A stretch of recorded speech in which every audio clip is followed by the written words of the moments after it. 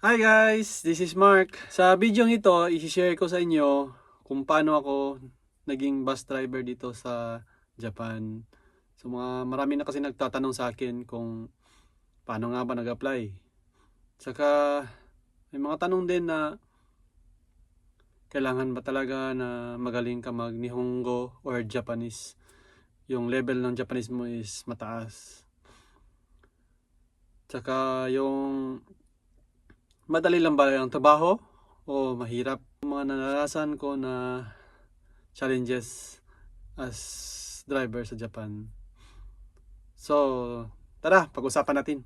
So, yun guys. So paano nga ba ako nag-apply ng bus dito sa Japan? So, nag-apply ako through online sa hindi.com. So, online yan siya guys. So, meron naman siyang naka-Japanese yan siya, pero meron naman siyang settings na pwede mo siyang i-translate to English. So, hindi na mahirap guys. So, hindi lang sa bus yan. So, maraming work din dyan na pwede mong pagpilian.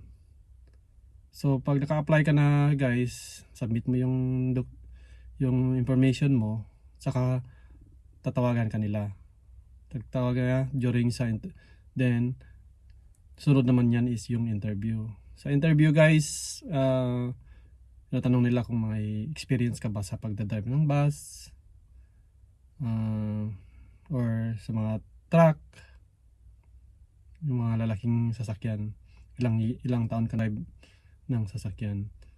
So basically guys, hindi naman talaga na kailangan nila ng experience. So yung years lang ng pagdadrive mo, kung ilang taon ka na, yun talaga yung isang requirements nila. So kailangan mahaba na yung experience mo. Kasi yan, magagamit mo yan sa pagdadrive. So after nun ng interview guys, so tatawagan ka nila, hintayin mo lang. Yun. So next natin pag-usapan is yung sa Japanese level. So sa Japanese naman guys is meron talaga dapat tayong nasa level siguro na N4 or N3. Kasi mayroon mga Japanese na nagtatanong sa iyo kung itong bus na to dadaan doon sa ganitong area or ganitong mall, or kaya may problema yung pasahero. May mga iba't iba silang tanong. So kailangan mo masagot yan, ma-address yung yung tanong niya.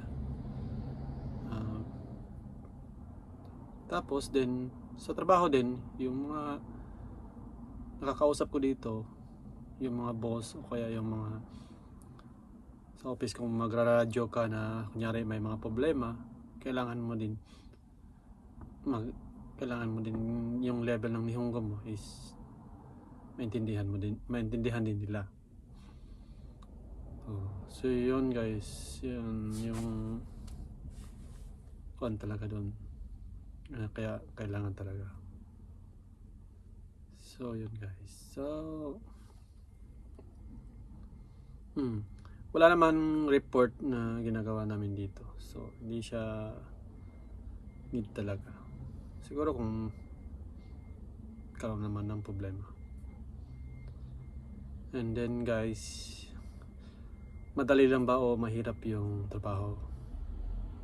So sa umpisa siguro, yun talaga. Wala namang trabaho na mahirap or pero sa umpisa pag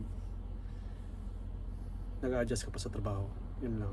Kailangan talaga yung training niya is sa pag-memorize pa lang ng ruta is aabot siya ng 1 buwan. So yung ruta nito is nasa mga 10. So depende din sa kung anong bus company yung pinapasukan nyo.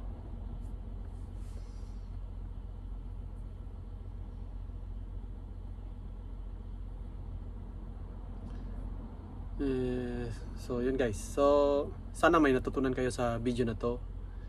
And don't forget to subscribe, like, or comment kung may mga tanong pa kayo na hindi ko na naipaliwanag.